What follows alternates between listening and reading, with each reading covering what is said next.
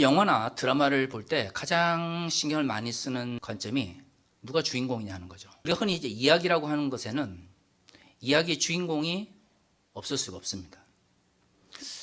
사람들은 왜 이렇게 주인공에 집중을 할까요? 제가 생각하기에는 사람들이 영화든 드라마든 이야기 속의 주인공에 집중을 하는 이유는 그 주인공의 이야기와 내가 일치되기 때문입니다. 나라고 하는 존재를 그 이야기 속의 주인공에 투사하기 때문에 우리가 이야기의 주인공에 집중을 하는 것이죠. 내가 만약에 주인공 입장에 처했을 때는 어떤 반응, 어떤 행동을 할까라고 하는 감정을 이입하거나 나의 어떤 생각을 투사하는 게 없으면 우린 주인공이 어떤 식으로 살아가든 신경 쓰지 않습니다. 어차피 그건 주인공의 이야기지 나의 이야기가 아니거든요.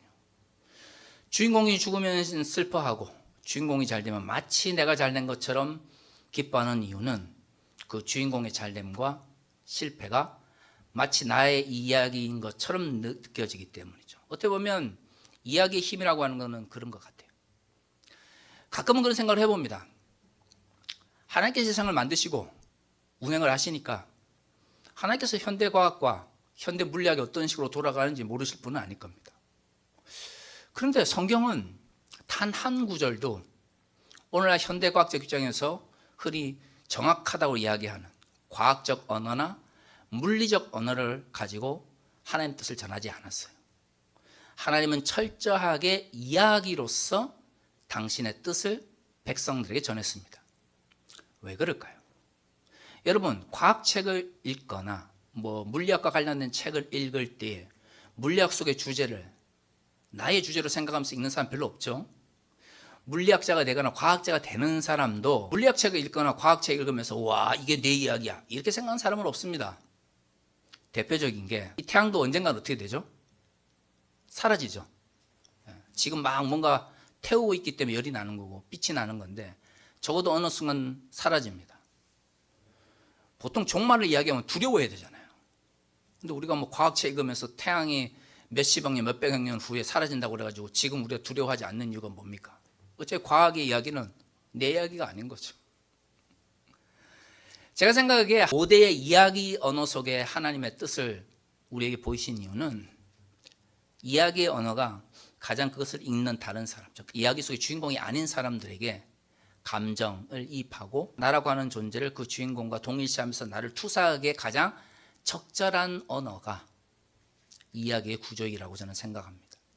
그 말은 또 뒤집어 말하면 성경은 그냥 읽고 잘 읽었네 혹은 내 머릿속에 정보가 많네 이런 걸 자랑하거나 아니면 그런 것을 다른 사람들한테 힘으로 내세우기 위해서 주신 말씀이 아니라는 거죠. 성경은 철저하게 내가 읽고 그 속에 있는 이야기가 나의 이야기가 되고 그 속에 있는 주인공이 곧 내가 되는 현상 이런 것들을 원하시기 때문에 우리에게 주신 거예요. 근데 이제 가끔은 이야기 구조가 가지고 있는 오해라는 게 있습니다. 특히 이제 이야기라고 하는 게 각 나라마다 각각 다른 방식으로 발전을 하거든요. 우리처럼 그런 주인공의 잘됨 혹은 실패가 이야기의 주제가 아닌 문화 속에서는 잘못하면 주인공의 실패와 성공이 곧 이야기의 전부인 것처럼 잘못 오해될 수가 있어요. 즉 이런 문화적 차이로 인해서 잘못 오해되어지는 성경 중에 하나가 대표적인 이야기가 역대상입니다. 역대하는 좀 낫거든요.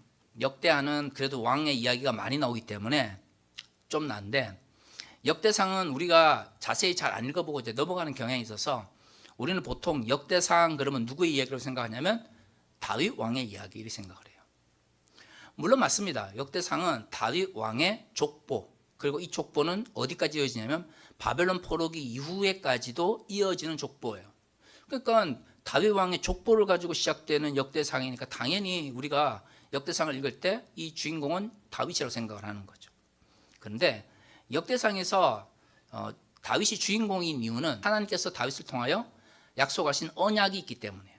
그 언약의 역사가 어디를 통해서 다윗의 후손이라고 불리는 사람들에 의해서 지금 이 역대상을 기록한 사람들에게까지 이어졌다라고 믿었기 때문에 역대상은 의미가 있는 거죠. 그러다 보니까 다윗이 왕이 되고 나서 왕이 되었을 때 가장 강조하는 역대상의 저자의 언어는 뭡니까? 단어가 있죠. 뭐죠? 언약입니다. 다윗은 왜 왕이 되었나요? 그는 하나님의 언약을 받은 자이기 때문에. 그리고 다윗이 이제 솔로몬을 세우기 직전에 성전이라고 하는 가장 중요한, 자신의 인생에서 가장 훌륭한, 가장 위대한 업적을 쌓으려고 했는데 하나님께서 그가 성전을 세우는 걸 반대하신 이유도 다윗의 언약 속에는 뭐가 포함되어 있지 않습니까? 성전을 세우는 언약이 포함되어 있지 않아요. 왜냐하면 다윗은 이스라엘을 하나로, 즉 이스라엘 백성, 하나님의 백성으로서 이스라엘을 하나로 묶는 역할이 그의 역할인 거죠. 그러다 보니 그는 뭘 해야 됩니까?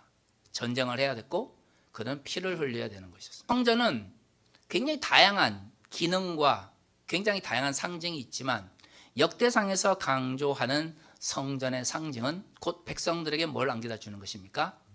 평안과, 우리말 성경에는 안일함이라고 번역되어 있는 안정 혹은 안식을 안겨다 주는 거예요. 제사의 원래 목적이 뭡니까?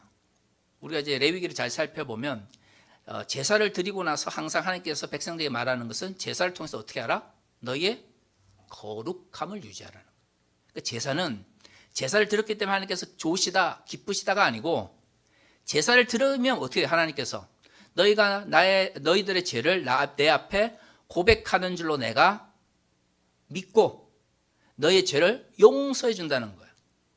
그러면 죄 용서는 레위기적 의미에서는 뭐와 동일한 것이죠? 거룩함과 동일한 의미인 거죠. 그러니까 제사는 죄를 고백하는 자의 죄를 하나님께서 용서해 주시기 때문에 제사를 드린다라고 하는 것은 곧 거룩해진다는 걸 의미하는 거예요. 제사는 결국 우리의 거룩함을 유지하는 그 목적이 제일 중요한 거죠.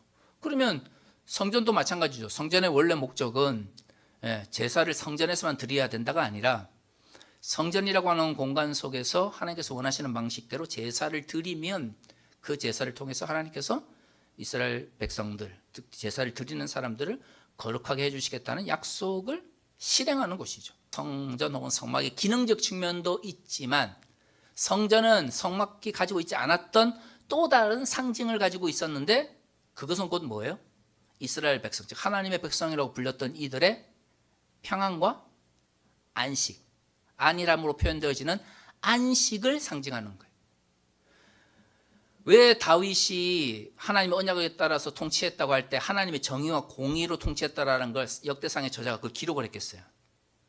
그러니까 신정일치국가, 즉 야훼 하나님을 자신들의 민족신으로 받아들이는 하나님의 백성은 그냥 막 통치하면 안 되고 하나님의 공의와 정의로 통치를 해야 된다는 전제가 깔려져 있는 거죠. 그럴 때 그 땅에 뭐가 임하는 겁니까? 하나님의 평강이 임하는 거예요. 성전은 곧 그 하나님의 평안과 안식을 상징하는 거대한 상징물인 거죠. 역대상에서 결국에는 가장 많이 언급되어 있는 주제는 다윗의 이야기가 아니고 다윗이 관련되어 있는 뭐에 대한 이야기입니까? 성전에 대한 이야기. 그러니까 역대상은 결국 뭘 말하고 싶으냐면 우리에게 성전이 어떻게 주어졌느냐가 중요한 거죠. 그러니까 성전이 가지고 있는 상징, 신정일치국가에서 하나님의 백성에게 성전이 가지고 있는 상징과 그 성전이 왜 우리에게 중요한지를 알려주기 위해서 다윗의 이야기가 있는 거예요. 왜? 다윗은 뭘 받은 사람이니까? 하나님의 언약을 받아서 왕이 되었고 또 솔로몬은 누구의 언약에 따라? 하나님의 언약에 따라서 성전을 지은 거죠. 그러니까 성전이 당시 솔로몬으로 대표되어지는 다윗 이후의 사람들에게 의미가 있는 것은 저기는 우리가 하나님과 우리가 뭐예요? 언약으로 맺어져 있는 공간이라는 걸 보여주는 거죠. 그러니까 그 언약을 지키면 하나님께서 성전을 통해서 우리에게 뭘 약속하셨어요? 평안과 안식, 안일함을 주신다고 이야기하셨고 언약을 안 지키면 바벨론 포로기처럼 어떻게 해요? 쫓겨나는 거예요. 재미있는 건 뭐냐면 계속해서 선지자들 통해서 너희가 하나님의 언약을 지키지 않고 그 언약을 기억하지 않고 언약을 무시하면 내가 너희들을 형벌을 줄 거다 이렇게 이야기하는데 그 형벌의 가장 큰 게 결국 뭐냐면 그 나라에서 다 죽는 게 아니고 그 나라를 뭐예요? 뺏겨서 쫓겨가는 거예요. 좀 다르죠. 그러니까 하나님의 백성이라고 하는 것이 하나님의 땅 속에 있어야 된다라고 하는 게 아브라함에게 주어진 언약이라면 다윗에게 주어진 언약은 그 땅에서 너희가 하나님의 백성으로서 하나님의 언약을 안 지키면 마땅히 이 땅을 너에게 주지 않을 거라는 거죠. 그러니까 사실 엄밀히 말하면 성전보다 어떻게 보면 성지보다 더 중요한 건 뭐겠어요? 하나님과 이스라엘 백성들이 맺은 언약이에요. 언약. 오늘 우리가 읽은 본문에서 보세요. 오늘 우리가 읽은 본문 이후를 쭉 읽다 보면 흔히 역대상에서 좋아하는 이야기 다 끝나요. 이 이후부터는 다윗의 얘기가 거의 안 나가고 성전과 관련돼서 얼마나 많은 사람들이 어떤 일을 또 그 어떤 사람들이 그 어떤 후손들이 이 성전과 관련된 일을 했느냐가 쭉 나와요. 보통 그래서 역대상 이렇게 쭉 읽다가 23장까지는 이야기 구조이기 때문에 잘 읽어 나가거든요. 물론 앞에 이제 족보가 나오니까 처음에 역대상 읽기 힘들다라고 이야기하거든요. 족보를 좀 지나서 이야기 구조가 나오면 다윗의 이야기가 나오니까 막 재밌어요. 그러다가 어디서 다시 한번 위기가 오냐면 23장 이후부터 쭉 읽어 나가다가 위기가 와요. 왜냐하면 23장 이후부터는 다윗의 얘기가 거의 안 나오고 다윗이 성전을 짓고 나서 어떤 사람들이 이 성전을 위해서 일했느냐, 그 후손들은 이 성전과 어떤 상관관계가 있느냐를 쭉 설명을 하고 있어요. 그러니까 다윗의 이야기를 너무 좋아하는 한국 사람들 입장에서는 와, 역대상은 뭐에 대한 이야기다? 다윗이 주인공이 되는 이야기다 라고 생각하고 진짜 주인공은 다윗이라고 생각을 하는데 정작 역대상을 끝까지 다 읽다 보면 어떤 생각을 하게 되냐면 왜 역대상에서 다윗의 이야기가 아니라 성전에 관련된 이야기가 이렇게 많지? 라는 생각을 하게 돼요. 왜 그럴까요? 역대상의 주인공은 다윗이 아니기 때문이에요. 우리가 한국 사람들이 이야기 속의 주인공과 너무 감정이입을 잘하는 문화가 있기 때문에 우리는 또 더구나 다윗처럼 훌륭한 왕과 내가 일치되고자 하는 욕망이 있잖아요, 사람들마다. 그러니까 우리 역대상의 주인공을 다윗이라고 생각을 하면서 다윗의 이야기에 막 감정이입을 한단 말이에요. 근데 역대상을 다 읽어보면 다윗이 중요한 이유는 다윗이 하나님께 언약을 받아서 왕이 되었고 그가 하나님의 언약을 받아서 성전을 짓기로 약속을 했고 그 언약을 받은 솔로몬이 성전을 어떻게 했다? 완성했다라는 걸 강조하는 거죠. 그 역대상은 성전이 주인공이에요. 역대상은 이스라엘 백성의 정체성을 알려주는 거예요.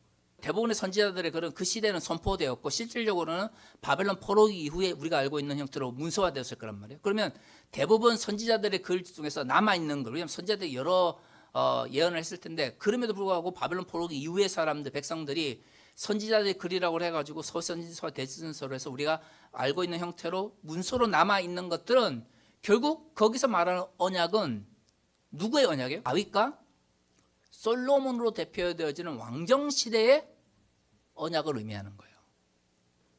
그럼 결국 그 왕정시대 언약은 뭐와 연결되어 있습니까? 성전과 연결되어 있죠. 근데 이제 성전은 눈에 보이고 뭔가 있어 보이고 막 거기에 금이 있고 하고 막 엄청 백향목을 만들고 얼마나 화려했겠어요. 그러니까 그렇게 화려하게 만든 이유가 그곳에 아니면 하나님께서 제사를 안 받으시기 때문이 아니라 그렇게 화려하게 만들어야 사람의 눈이라고 하는 게 어떻게 해요? 한 번이라도 더 성전을 바라보게 되어 있죠. 한 번이라도 성전을 더 바라봐야 성전이 가지고 있는 상징이라고 하는 걸 이스라엘 백성들이 떠올리게 되는 거예요. 아, 저 성전은 언약을 받은 다윗과 언약을 받은 솔로몬에 의해서 지어졌고 저 언약은 하나님께서 하나님의 백성에게 안식과 평안을 베푸신다는 상징이자 동시에 다윗과 솔로몬에게 주신 하나님의 언약을 기억하도록 하기 위한 거야 라는 거죠. 근데 이제 안타까운 건 뭐냐면 우리 잘 아는 것처럼 다윗과 솔로몬 시대 이후에 이스라엘 백성들의 삶을 보면 성전이 그렇게 화려하게 지어 놨음에도 불구하고 오히려 그것이 회파되어서 무너지기 전까지는 성전 자체가 가지고 있는 언약의 상징성에 대해서 잊어버리고 산 거죠. 왜 그러냐면 도대체 성전을 짓는 또 성전이 상징하는 참된 주인공을 잊어버렸기 때문이에요. 사람에게 자꾸 집중하는 거죠. 다윗 훌륭하고 솔로몬 훌륭하고 와 훌륭한 사람들이 지었어. 근데 역대상의 저자가 생각할 때는 왜 그럼 다윗과 솔로몬이 훌륭하지? 왜 위대하지? 라고 생각할 때 역대상의 저자는 맞아. 그 사람들은 하나님의 언약을 받았고 그 언약대로 최소한 살기 위해서 치열하게 노력했던 사람이고 그 결과물이 곧 뭐였어요? 성전이었던 거죠. 그 언약의 결과로서 치열하게 살았기 때문에 다윗과 솔로몬 시대는 성전이라고 하는 결과물이 나오는데 결과물이 나온 이후의 백성들은 성전을 보면서 와 훌륭하네 라고 생각하지만 뭐는 잊어버려요? 우리는 하나님과 언약을 맺은 하나님의 백성이라고 하는 정체성을 잊어버린 거죠. 주인공을 잊어버리니까 결국 하나님께서 너희가 성전을 보고도 성전에 가지고 있는 참된 언약의 가치를 발견하지 못한다면 너희가 바벨론으로 끌려갈 때 내가 그걸 어떻게 하리라? 성전을 무너뜨리리라 라고 하는 이야기를 계속 어떻게 해요? 선지자를 통해서 계속 이야기하는 거죠. 성전을 보고도 하나님의 언약을 기억하지 못한단 말이야? 그러면 성전은 뭐예요? 의미가 없죠. 그럼 굳이 거기에 성전이 있을 이유가 없는 거죠. 그럼 백성들도 끌려가서 더 이상 하나님의 나라가 이제 아닌데, 가나안 땅이라는 게 더 이상 하나님의 나라가 아닌데, 그러면 하나님 나라를 상징하는, 하나님 나라의 언약을 상징하는 성전이 있을 필요가 없으니까 어떻게 해요? 무너뜨리는 거죠. 그리고 나중에 느헤미야에 의해서 성전을 짓겠다고 막 노력하지만 안 되다가 결국 헤롯 대왕에 의해서 성전이 지어지지만 그 성전은 더 이상 신약 시대에는 뭘로 받아들이지 않습니까? 하나님께서 받으시는 제사를 드리는 공간이 아닌 거죠. 왜요? 거기에 뭐가 없으니까? 하나님의 언약이 없으니까. 우리가 항상 잊지 말아야 되는 건, 우리가 그리스도인이 된 이유는 하나님께서 여러분들에게 각자에게 뭘 주셨기 때문일까요? 언약을 주셨기 때문에. 여러분 그걸 잊으시면 안 돼요. 하나님께서 저에게 주신 언약이 있을 겁니다. 목사로 부르시는 언약이 있겠죠. 나를 목사로 부르셨기 때문에 저는 그 목사로서의 소명감, 사명감 때문에 목사가 되었고 그 언약 속에 제 역할을 감당합니다. 그러면 여러분들에게는 언약을 안 주셨을까요? 그게 잘못된 생각인 거예요. 저에게는 목사로서의 언약을 주신 거죠. 여러분들에게는 뭐예요? 여러분들 각자에게 하나님께서 원하시는 삶의 역할로서 언약을 주신 거예요. 중요한 건 그 언약대로 어떻게 해야 돼요? 우리의 삶 가운데서 실천하시면 되는 거예요. 교회가, 앞으로 한국교회가 해야 될 역할이 그거예요. 목사만 소명을 받았다, 목사만 사명을 받았다, 목사만 하나님의 언약을 받았다, 이게 아니고 목사도 하나님께 주신 언약을 받은 사람 중에 한 명이고 성도도 어떻게 해요? 하나님의 약속을 받은 사람인 거예요. 저에게 준 언약이 다른 거고 여러분들에게 주어진 뭐가 다른 거죠? 언약이 다른 거예요. 여러분들은 여러분들에게 주어진 언약의 역할을 감당하면 하나님께서 그걸로 만족하시는 거죠. 앞으로 한국교회가 그거를 읽고야 돼요. 각자 성도들이 받은 언약이 무엇인지, 그들이 이 교회에서 뿐만 아니라 세상 속에서 각자의 역할 속에서 하나님과 맺은 언약이 무엇인지를 기억하고 또 기억나도록 하는 그 역할을 잘 감당한다면, 저는 지금 한국교회가 어둡다, 힘들다, 그런 이야기 하지만 저는 앞으로 21세기 2026년 한국교회가 우리 성도들의 언약을 기억할 수 있도록 최선을 다하고 노력한다면 결국 하나님께서 한국교회를 다시금 일으키실 거라고 생각해요. 요즘 개척 안 한다고 다 난리지만 그럼에도 불구하고 제가 우리 교회에 대한 확신과 미래에 대한 희망을 가진 이유는 뭐냐면, 적어도 우리 교회는 각 성도들이 가지고 있는 언약을 좀 더 집중할 수 있는 환경을 만들어 갈 수 있다라고 확신하기 때문에. 사랑하는 성도 여러분, 하나님의 언약을 기억하는 그리스도인이 됩시다. 저에게, 여러분들에게 하나님께서 언약을 주셨을 때 원하시는 그 하나님과 약속을 기억하며 이번 한 주도 용기 있게 살아갈 수 있기를 소망합니다. 다시 기도하겠습니다.